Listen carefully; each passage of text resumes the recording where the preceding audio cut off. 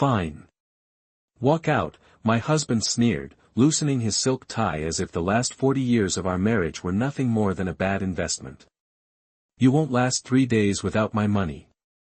He said it in front of our son, in front of the floor-to-ceiling windows of the office building I once helped him rent when we had exactly $4,200 in our joint checking account and a second-hand desk from a yard sale. I didn't argue. I didn't cry. I slipped my wedding ring off slowly and placed it on the polished walnut conference table between us. The room was silent except for the soft hum of the air conditioning. He thought that silence meant defeat. He was wrong. My name is Evelyn Caldwell. I'm 65 years old, and for the first time in decades, I saw my husband clearly. Nathan Caldwell, billionaire real estate developer, philanthropist, magazine cover regular. To the world, he was self-made. To me, he was a man who had quietly begun rewriting history. The meeting had been scheduled as a financial restructuring discussion. That's what the email said. Neutral. Professional. Harmless. But when I walked into that glass tower downtown, I noticed something immediately. My security badge no longer opened the executive elevator. I had to sign in as a visitor. A visitor in a company I helped build from our kitchen table in 1987. Our son, Daniel, stood near the window, hands in his pockets, avoiding my eyes. He is 40 now, tall like his father, with the same carefully controlled expression. He didn't speak when Nathan delivered his ultimatum. He just watched. That hurt more than the words. Nathan leaned back in his leather chair, the one I insisted we buy when he closed his first $2 million deal, and smiled as if this were a game he'd already won. The accounts are frozen, he added casually. You'll realize soon enough how the world works. Frozen. The word echoed in my mind, but my face remained calm. I had checked one small detail before arriving that morning. The master bedroom closet at home was half empty. My dresses still hung neatly by color, but his side was stripped bare, like a hotel room after checkout. He had planned this for weeks. Maybe months. He thought control was power. He forgot who taught him patience. When I stood to leave, the conference table reflected a woman who looked composed, almost serene. Silver hair brushed neatly at my shoulders. Navy suit. Pearl earrings. I remembered the day we refinanced our modest 3-bedroom house in Ohio to secure his first development loan. I signed the paperwork because my credit score was higher. I negotiated with the bank manager because I understood numbers better. I believed in him when no one else did. That belief was my investment. 3 days, he repeated as I reached the door. I paused, just long enough to meet his eyes. We'll see, I said softly. No drama. No raised voice. Just a fact waiting to unfold. The elevator ride down felt longer than usual. I glanced at my phone and tried my primary card. Declined. I tried the backup card tied to our shared account. Also declined. Efficient. Ruthless. Predictable. Outside, the November air was sharp, around 40 degrees, and the wind tugged at my coat as if urging me forward. 3 days. He assumed I had nowhere to go, no access, no leverage. He assumed the wealth with his name on it was the foundation of my survival. What Nathan forgot was simple: foundations aren't always visible. Sometimes they are poured quietly, decades earlier, signed in ink no one bothers to read twice. As I stepped onto the sidewalk, I didn't feel fear. I felt clarity. And clarity is far more dangerous than anger. He had just given me a deadline. He didn't realize he had also started a clock. I did not go back to the house that afternoon. Instead, I drove to the only place in the city that still felt untouched by Nathan's influence, a small lake 20 miles outside Columbus where we once picnicked when Daniel was a boy. The parking lot was nearly empty, just 2 pickup trucks and a silver sedan dusted with fallen leaves. I sat in my car for a long moment, engine off, hands resting calmly on the steering wheel. 3 days. 72 hours. Nathan believed time was on his side. He had frozen the joint accounts, cancelled my access to the corporate credit lines, and quietly removed my authorization from several company systems. Efficient. Strategic. He assumed I would panic. I did not panic. I reviewed. When you have spent 4 decades building something, you learn where every beam is hidden, where every structural weakness lies. I opened my leather portfolio from the passenger seat and removed a slim folder I had prepared weeks ago, back when I first noticed the subtle shifts. The new passcodes. The late-night calls taken outside. The way financial summaries stopped appearing on my desk. I had asked no questions then. I had simply begun collecting information. Copies of incorporation documents from 1987. The original shareholder agreement with my signature above his. The promissory note from our first bank loan, co-signed under my maiden name, Evelyn Harper. Nathan liked to tell reporters that he started Caldwell Development with grit and instinct. What he never mentioned was that the initial collateral had been my inheritance from my father's hardware store. $180,000. Every cent transferred into his first project. I stepped out of the car and walked toward the water. The air smelled like pine and cold earth. The lake surface was still, reflecting a pale gray sky. Calm on the outside. Depth underneath. I took out my phone and dialed the first number on a handwritten list. Margaret Ellis answered on the second ring. She had been our chief financial officer for 22 years before retiring last spring. "Evelyn," she said, surprise evident in her voice. "I was wondering when you would call." I did not explain everything. I did not need to. Margaret was meticulous. She understood patterns. She understood sudden restructurings that favored one party. I asked her a simple question. "Are the original share certificates still archived under the 1987 filing?" There was a pause, the faint sound of papers shifting. "Yes," she said carefully. "They are. 51% was issued in your name at incorporation. It has never been formally transferred. 51%. Majority control." Nathan had expanded the company, brought in investors, diluted percentages through new offerings, but he had never eliminated the original foundation. He assumed my silence meant ignorance. It meant patience. I thanked Margaret and ended the call. Then I dialed a second number. Thomas Reed, our longtime corporate attorney before Nathan replaced him last year with someone younger and more agreeable. Thomas had known us when our office was a rented suite above a bakery. He remembered who signed what. "I suspected something like this," he said quietly after listening. "He cannot simply erase your position. Not legally." I did not smile, but something inside me steadied. Nathan believed wealth was leverage. He forgot documentation is leverage. Contracts are leverage. History is leverage. The sun began to sink, casting a faint gold across the water. I checked my watch. 22 hours had passed since his ultimatum. 50 hours remained in his imagined countdown. He thought I would not last 3 days. He did not realize that I had already survived 40 years beside him, learning every move he would ever make. By the time I returned to the city, the skyline looked different. Not smaller, not weaker, just exposed. I checked into a modest hotel near the river, nothing extravagant, just a quiet suite with a desk, reliable wireless internet, and a view of the water. I paid with a credit card Nathan did not know existed, one opened years ago under Harper Consulting, the small advisory firm I created when Caldwell Development first began expanding. He always assumed it was a hobby. He never asked to see the numbers. I placed my leather portfolio on the desk and ordered black coffee from room service. It was nearly 9 in the evening.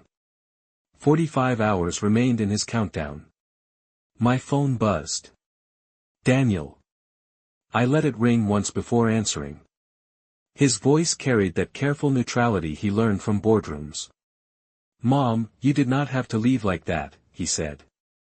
I looked out at the river lights flickering against the dark water. "I did not leave," I replied calmly. "Your father asked me to." Silence settled between us. I could hear him breathing, searching for words that would not challenge either side. "He thinks this is temporary," Daniel added finally. "He says you will come back once you realize how complicated things are." Complicated. That was the word Nathan used whenever he wanted to discourage questions. I remembered the early years, sitting at our kitchen table with spreadsheets spread across cheap placemats, explaining loan structures and tax implications while Daniel colored with crayons nearby. Nathan would nod, impatient, eager to move on to the next acquisition. I handled the details. Always the details. "Tell your father I am handling the complications," I said softly, and ended the call before he could respond.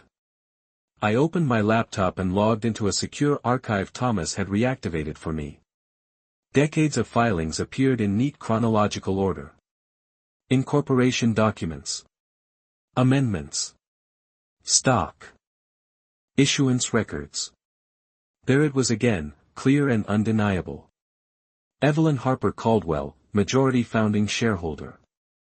The percentage had been diluted over time with new investors, but the controlling block attached to the original structure required my signature for any fundamental restructuring. My signature.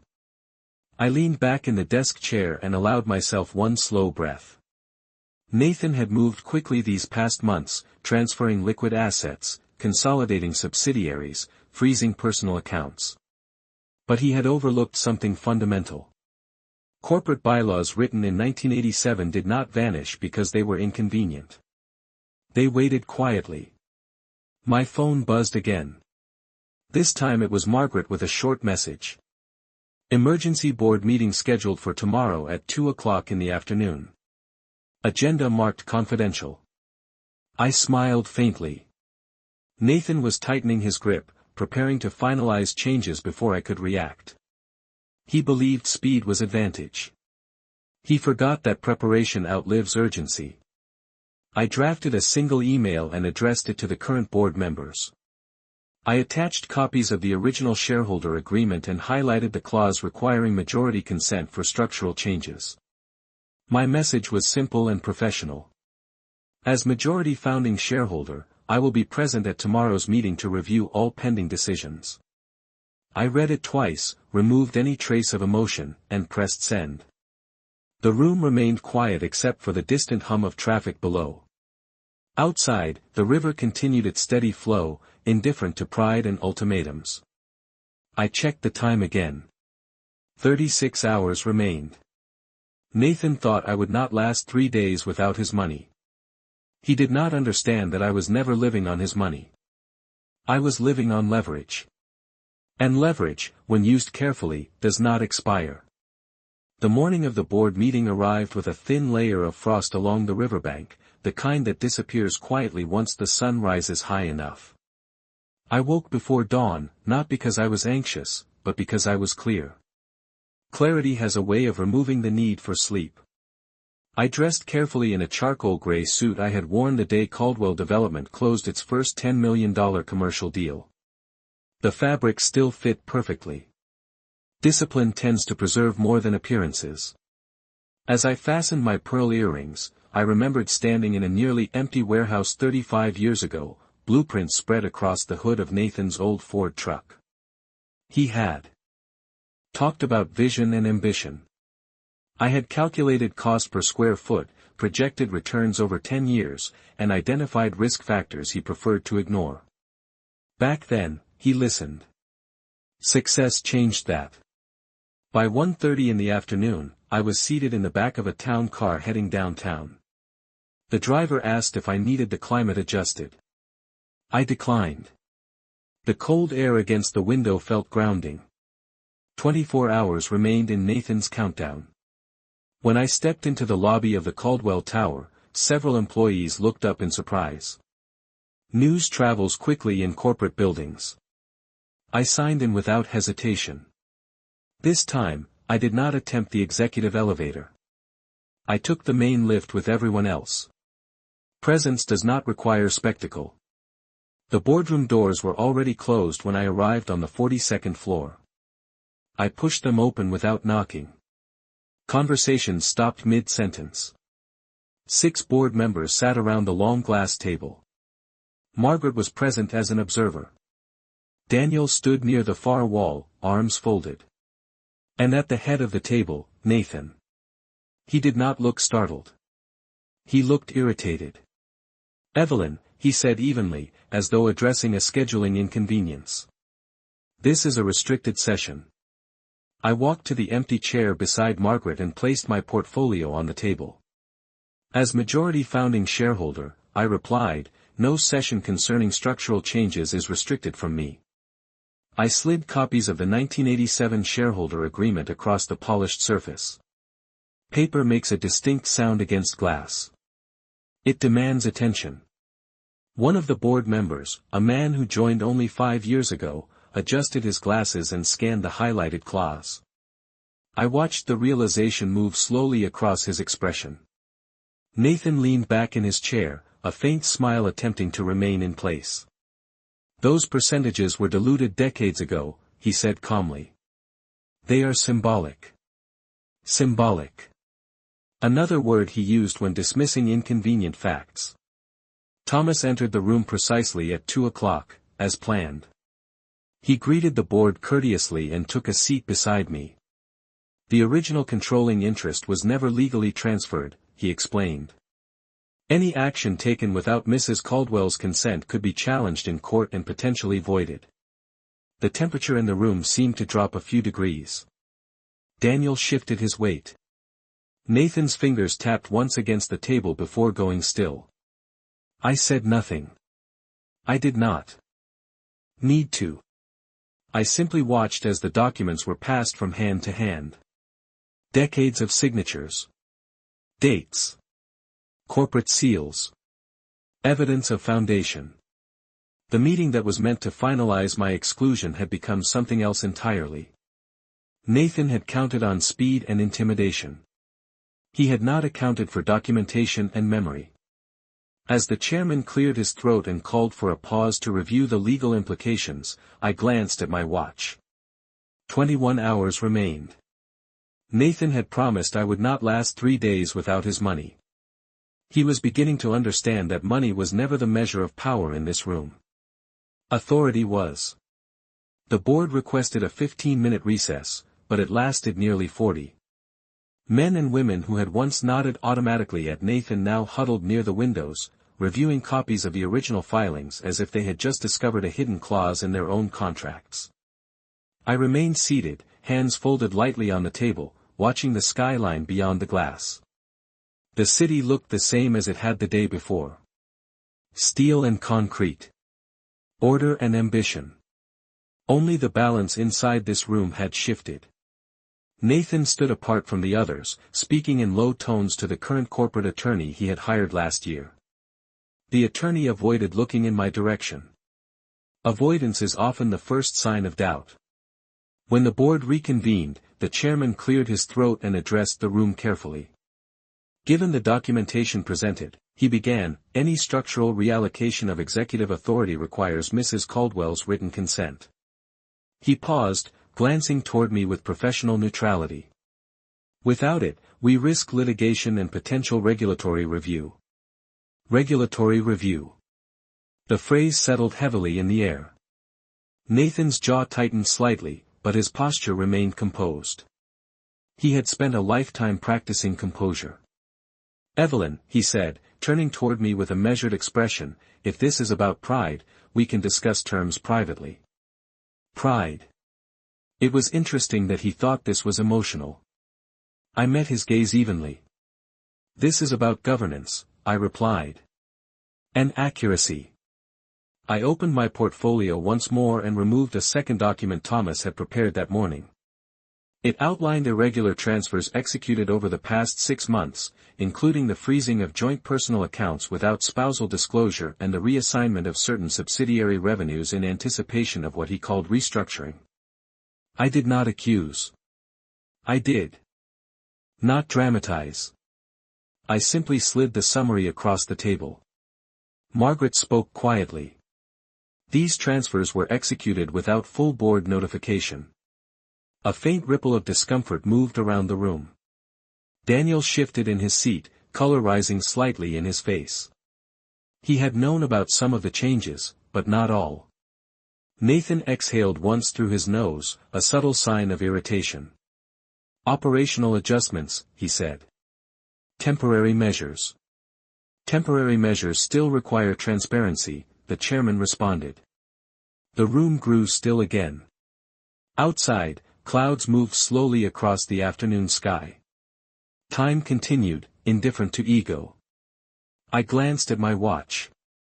17 hours remained in the 3-day deadline Nathan had so confidently announced. He had framed this as survival. As dependence. As if I were stepping into an unfamiliar world. In truth, I had never left this one. I had simply allowed him to occupy the spotlight. The chairman finally addressed the matter directly. Until ownership and control percentages are formally clarified, no executive action altering Mrs. Caldwell's authority may proceed. It was not a dramatic ruling. It was procedural. Calm. Final. Nathan's fingers rested flat against the table now, no longer tapping. The faint smile he had worn earlier had disappeared entirely. He had expected defiance at home, perhaps an emotional confrontation, maybe even desperation. He had not expected documentation, timing, and restraint. I gathered my papers slowly, giving no indication of triumph. Triumph invites retaliation. Precision invites caution. As I stood to leave, Nathan spoke again, his voice lower this time. This is not over. I paused at the doorway, turning only slightly. It was not over when you said I would not last 3 days, I replied. The hallway outside the boardroom felt brighter than before. Employees glanced up as I walked past, their expressions curious but controlled. News would spread by evening. It always does. I stepped into the elevator and pressed the lobby button. 16 hours remained. Nathan had tried to remove me quietly, assuming silence meant weakness. He was beginning to understand that silence can also mean preparation. And preparation, when paired with patience, changes outcomes without ever raising its voice.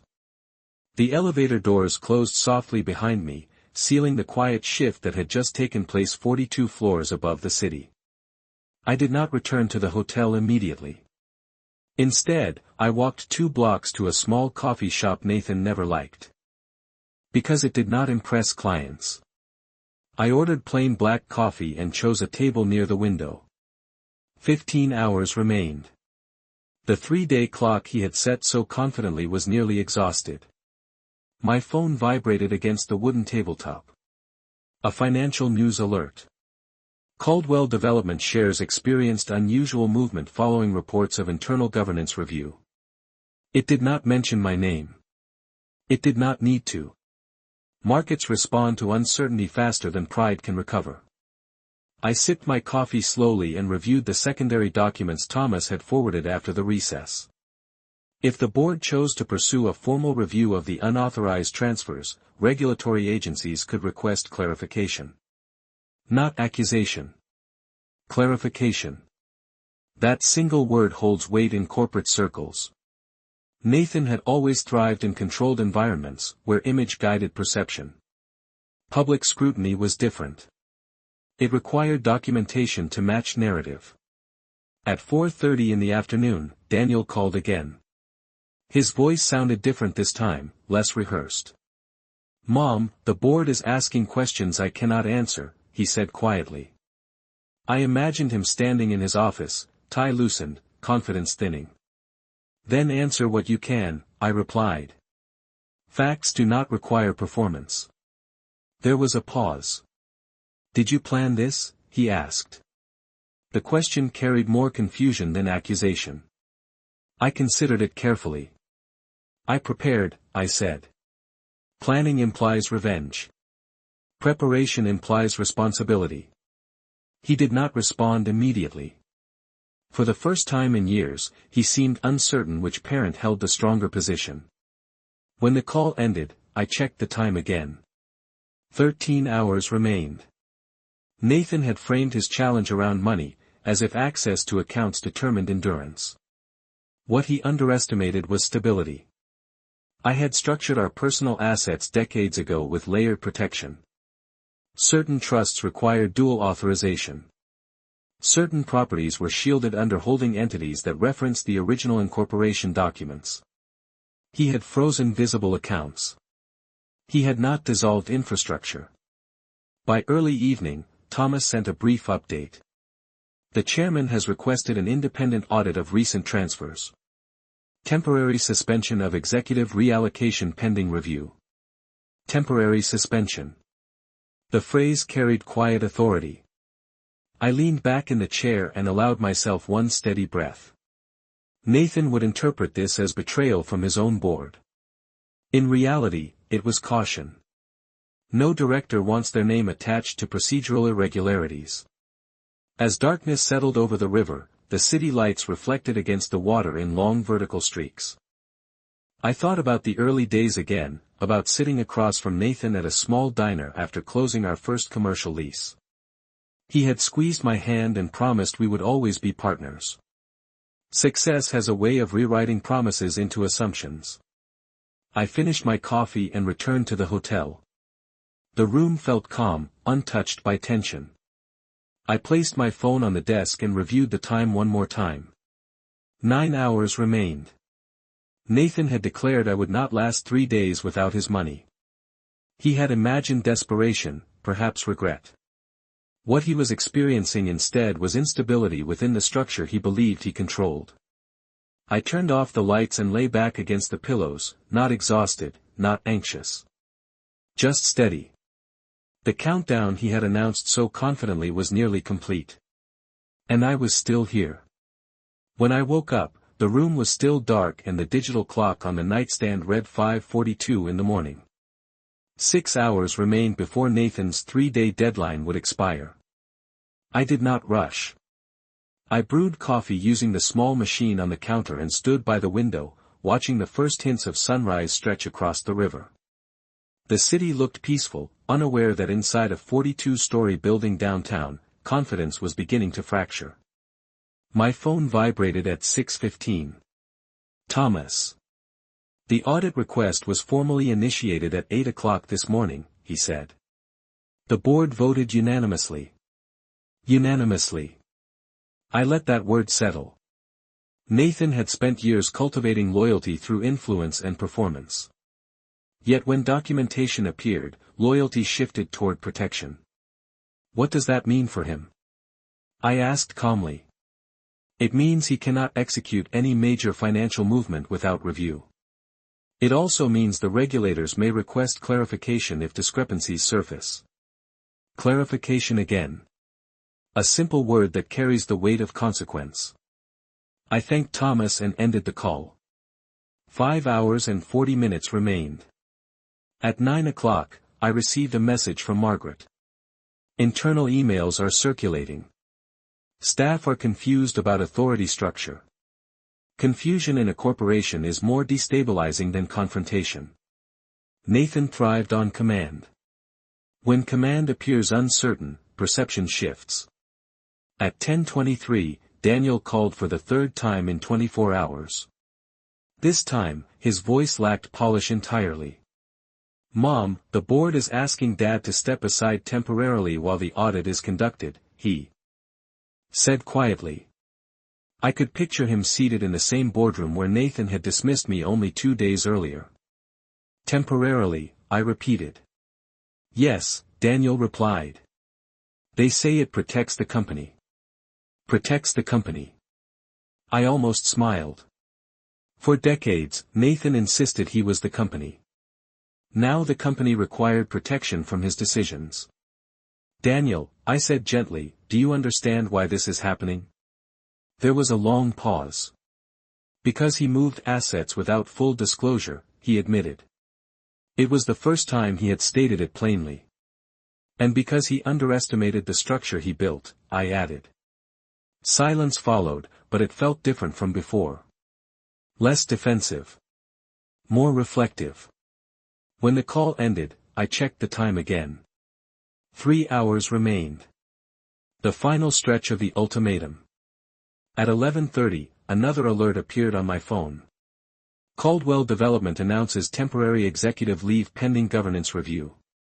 The statement was brief and carefully worded. It did not mention me.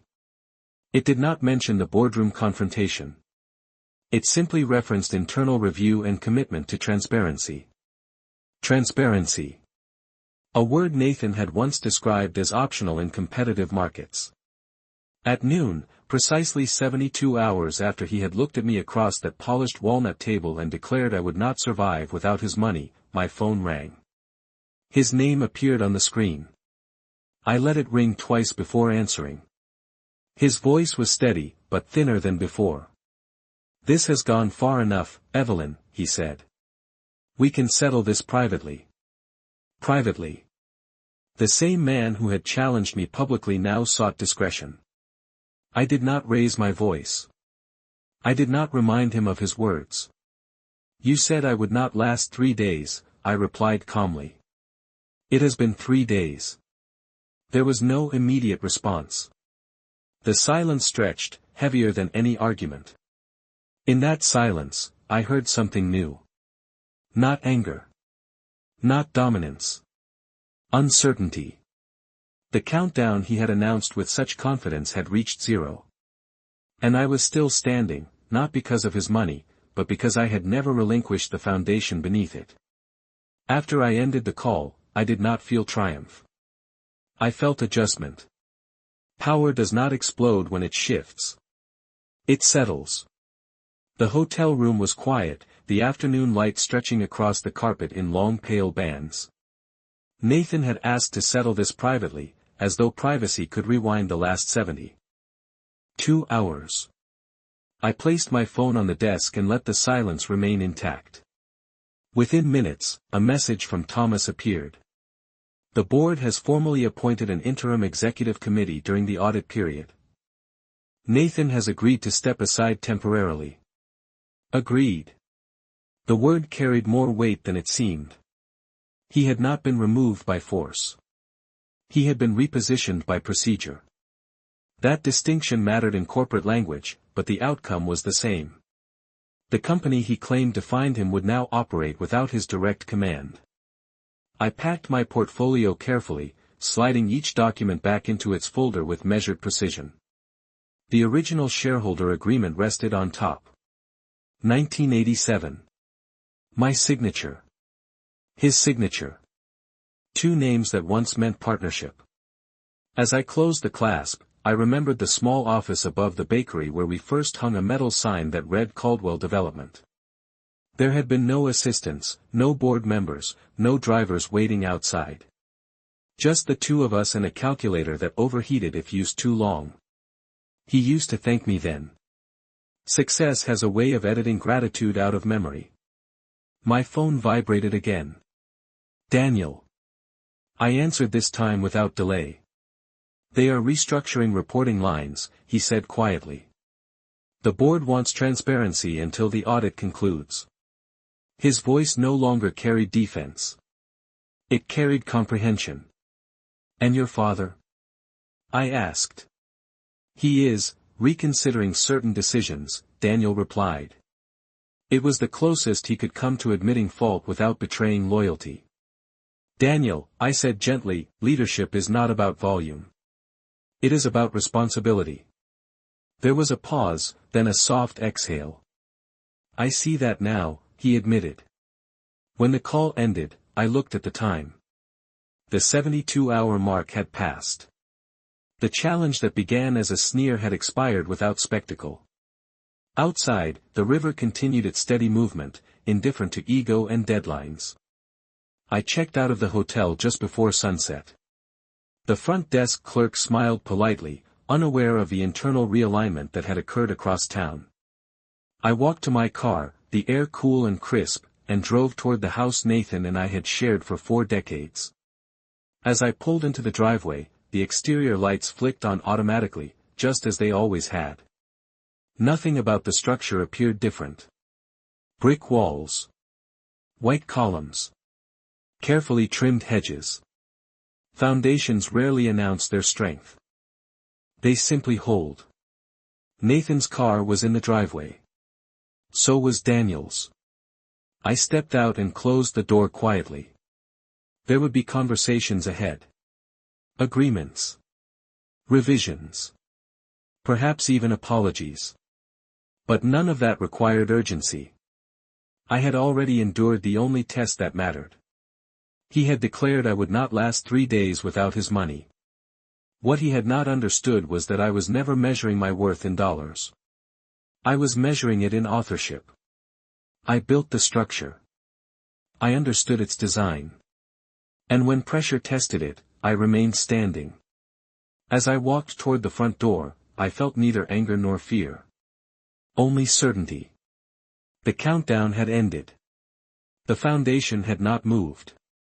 When I stepped inside the house, the air felt familiar but altered, like a room that had been rearranged while pretending nothing had changed. Nathan was standing in the foyer, jacket still on, as if he had not decided whether to leave or stay. Daniel sat at the dining table, hands clasped in front of him, no longer avoiding my eyes. For a moment, no one spoke. The silence was not hostile. It was reflective. I set my portfolio gently on the console table and removed my coat. "You look well," Nathan said finally. His voice no longer carried the sharp edge from 3 days earlier. It carried fatigue. I replied simply.